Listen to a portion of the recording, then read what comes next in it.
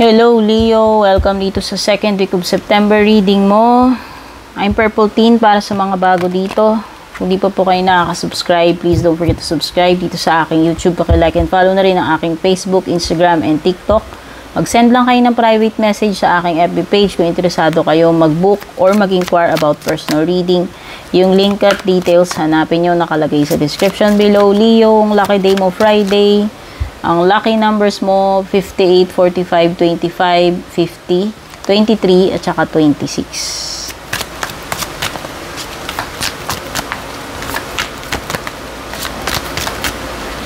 So, ano ba tong mga energies surrounding you this second week? Ace of Wands, Five of Swords,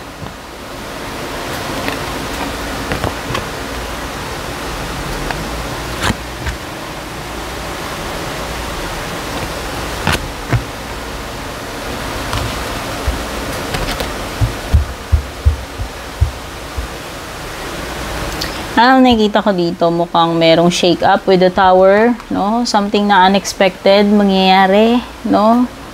So, ito kahit anong gawin mo, hindi ka makakapaghanda dito sa Tower. Yun lang yung masasabi ko. Dumarating siya the least we expect. Tsaka talagang necessary itong panggulat. Okay? So, yan, may Tower moment ka. No? Ibig sabihin, pwedeng may magbago, may purging na magaganap, no? Ibig sabihin,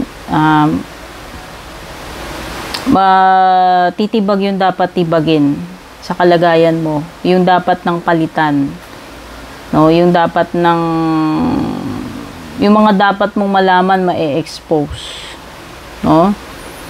And nakikita ko na magkakaroon ng conflict or awayan, no? It could be na magkaroon ka ng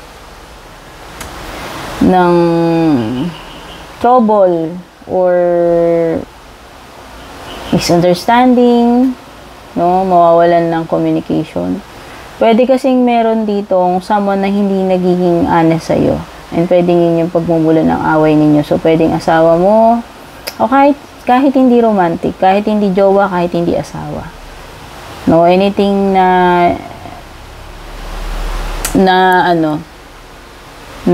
dahil lang kasi may ginagawa itong person na to na hindi niya sinabi sa'yo. No? Pwedeng may tinago siya at hindi maganda yung, alam mo yun, hindi okay para sa'yo yung ginawa niya na pagtatago. Palihim kasi, mukhang palihim ginawa eh. No? So, someone will try to trick you or deceive you itong second week. So, alam mo na yan, na-expose na. At meron ka ring uumpisahan probably with the Ace of Wands, and maganda yung mood mo to start.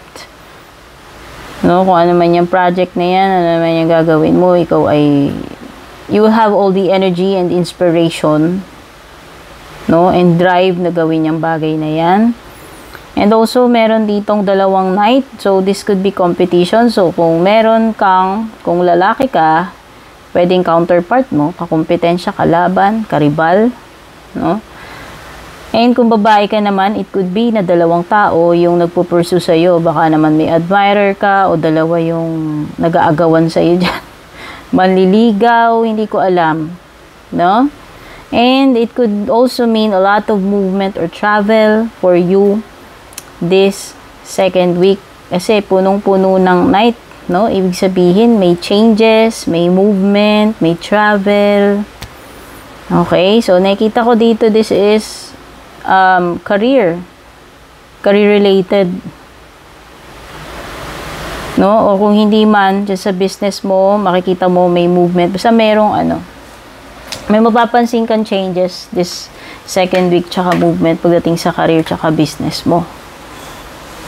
The Tower, okay, I already mentioned. Tsaka itong mga to, no? Tsaka yan. So, tingnan na muna natin yung advice sa iyo ng fairies.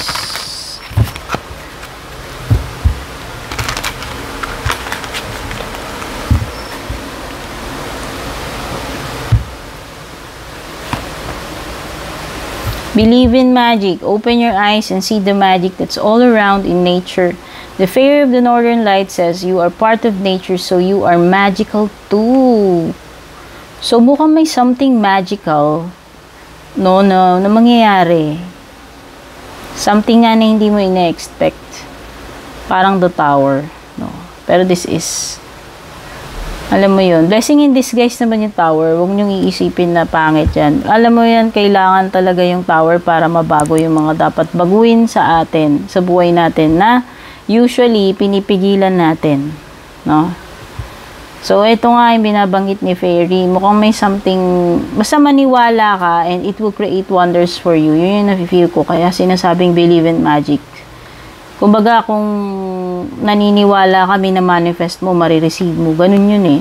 So, kung naniniwala ka sa miracles, no? Kung naniniwala ka, yun. You will be able to see results. Or magic, or miracles. Basta naniniwala ka. Energies mo, second week, meron kang carrot, opportunity or windfall, ayan. So, malaking break ito, malaking opportunity, and windfall, no? So, pwedeng malaking bagsak ng pera sa'yo yan, o swerte, magandang opportunity, biglaan, no? Reconciliation. Okay, so kung meron man nga nag-away dito, nagkatampuan sa tingin ko, hindi rin magtatagal, magkakaayos din kayo with the pineapple card. And bell, announcement. So yan, mukhang merong importanteng marireceive ka. Balita, announcement. Okay, itong second week. Okay, Leo, ito yung mga nakuha kong energies dito sa second week of September reading mo. Don't forget to like and share. Don't forget to subscribe. Take care. God bless.